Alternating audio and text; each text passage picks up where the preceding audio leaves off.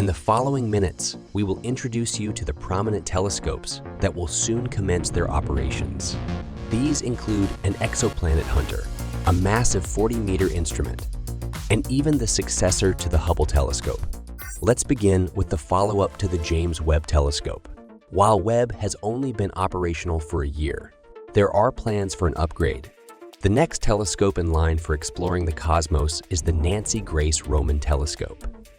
Nancy Grace Roman, a legendary figure often regarded as the grandmother of astronomy, played a pivotal role in advancing our understanding of the universe. She joined NASA in 1961 and contributed to various missions, including the Apollo program, the launch of geodetic satellites, and the development of the Hubble telescope. Roman's role in the development of Hubble was so great that the nickname Hubble's mother even stuck to Nancy. In 2018, Nancy passed away, and NASA has chosen to honor her memory by naming the most powerful telescope in history after her. To be more precise, it is the most detailed telescope. On paper, the Nancy Grace Roman Telescope may not appear particularly remarkable, with a diameter of 2.4 meters, which is comparable to the Hubble and smaller than the 6-meter Webb. The James Webb Telescope and the Nancy Grace Roman Telescope serve distinct purposes in the realm of astronomy. To truly appreciate this, let's delve into a fundamental challenge faced by astronomers, spanning from backyard enthusiasts to NASA scientists: the field of view problem. Objects in space are incredibly distant, which necessitates zooming in for detailed observation. However, as you zoom in, the field of view naturally shrinks. This presents a dilemma. Capturing a high-quality image, say of Jupiter against a vast nebula backdrop, becomes challenging. For this purpose, the camera should be either distanced and the details of Jupiter will be lost, or make two different photos and later glue them together. Compounding this issue is the fact that taking pictures of planets, stars, and nebulae requires vastly different camera settings. Consequently, the amateur telescope market has evolved to include telescopes designed specifically for studying planets and smaller objects, as well as those with a wider field of view that inevitably sacrifice fine details. In this context, the James Webb Telescope represents an exceptionally refined instrument. Its primary mission is to seek out the most remote galaxies and stars, addressing a unique set of challenges in the cosmos. The field of view of the James Webb Telescope is indeed less significant in its context. Deep field images and panoramic shots of nebulae are typically composites assembled from multiple individual photos. The Hubble telescope, while offering a slightly larger field of view than Webb, still faces the challenge of needing numerous images to cover extensive subjects like the Andromeda Galaxy. In fact, it required 400 pictures, painstakingly merged into one composite. In such processes, errors can be inevitable, and even a single pixel at the cosmic scale may represent an entire star or galaxy in the background. This is precisely where the Nancy Grace Roman Telescope steps in. It can maintain the level of detail achieved by the Hubble, but with a remarkable improvement in efficiency. Instead of requiring 400 images for the Andromeda Galaxy, it will only need 2, thanks to its field of view being 200 times larger. With a single capture, it can accomplish what used to take months with other telescopes. For context, the Hubble telescope collected a staggering 170 terabytes of data over its 30-year mission. Within 5 years, the James Webb is expected to accumulate 1,000 terabytes of data, while the Nancy Grace Roman Telescope will collect 20 petabytes in the same period of time. Having a 288 megapixel camera is a significant advantage that provides tremendous utility. This is especially important as scientists strive to unravel the mystery of dark matter. However, due to the error inherent in the gluing process, there are inaccuracies in the coordinates of stars and galaxies.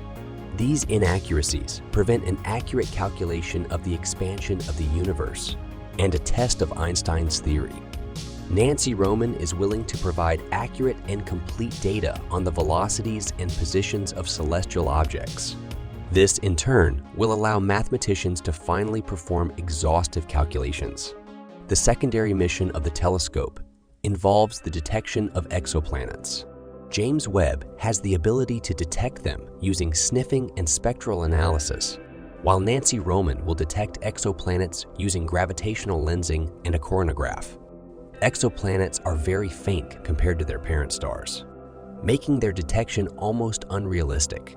To address this problem, an advanced coronagraph will be installed on the telescope to allow direct real-time capture of exoplanets. If all goes according to plan, Webb will be connected to chat with its precision sensors to analyze atmospheres. All in all, this is an astounding achievement.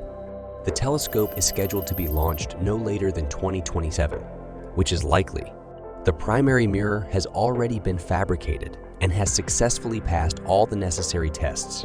It is worth noting that Nancy Grace will be positioned at the Lagrangian point L2, next to James Webb, and preparations are underway to replace him, which is a monumental project. While both Webb and Nancy Roman are impressive, their capabilities are limited to detecting Earth-sized planets around nearby stars or Neptune-sized planets around Sun-like stars.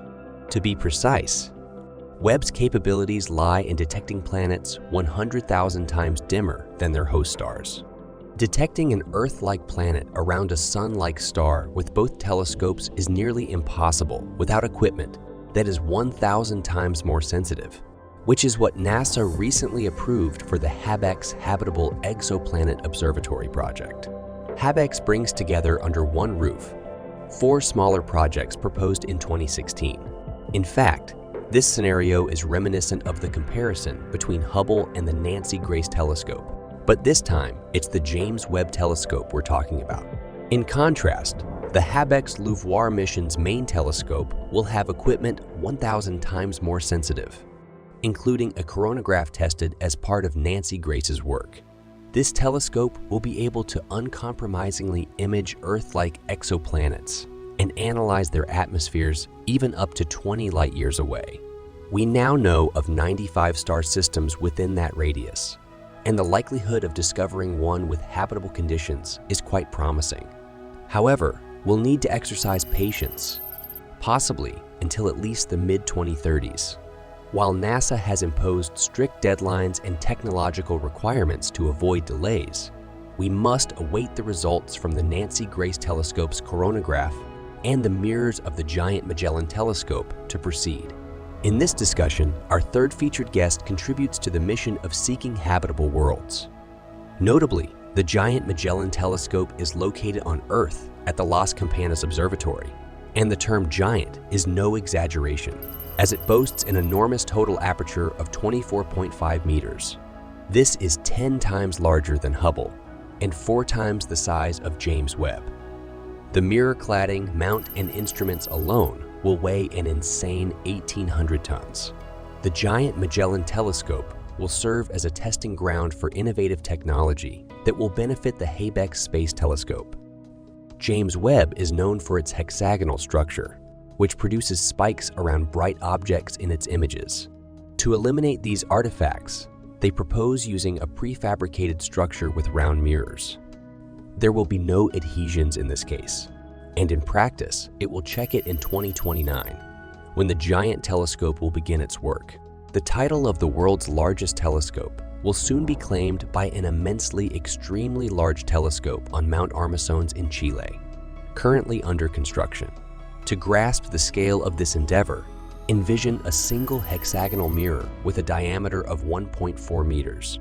Now multiply that by 798 mirrors, and you have the extremely large telescope with an astonishing total diameter of 39.3 meters.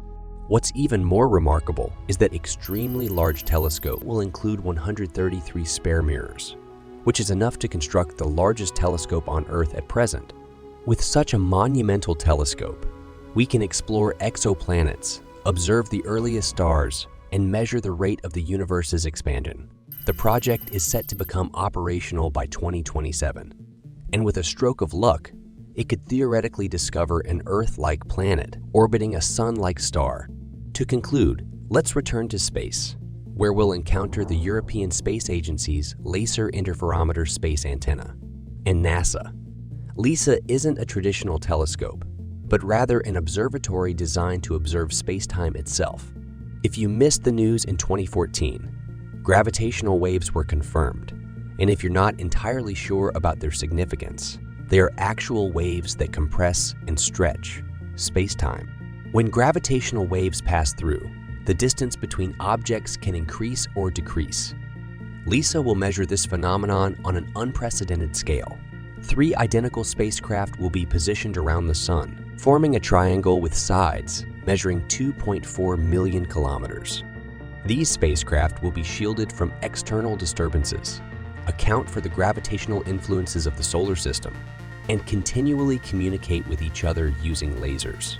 This laser communication will enable the trio to precisely determine each other's coordinates with incredible accuracy. This groundbreaking project will revolutionize our understanding of the fabric of the universe. Indeed, when one of the spacecraft detects a gravitational wave distorting space-time, the other 2 will be aware of it. The technology for this has already undergone successful testing in a trial mission. The prospect of witnessing gravity compress not only objects, but also space-time itself is undeniably awe-inspiring. However, we'll have to wait until the middle of the next decade to experience it firsthand. But even before that, it will be very interesting in space. That's all for today. Don't forget to subscribe. Bye.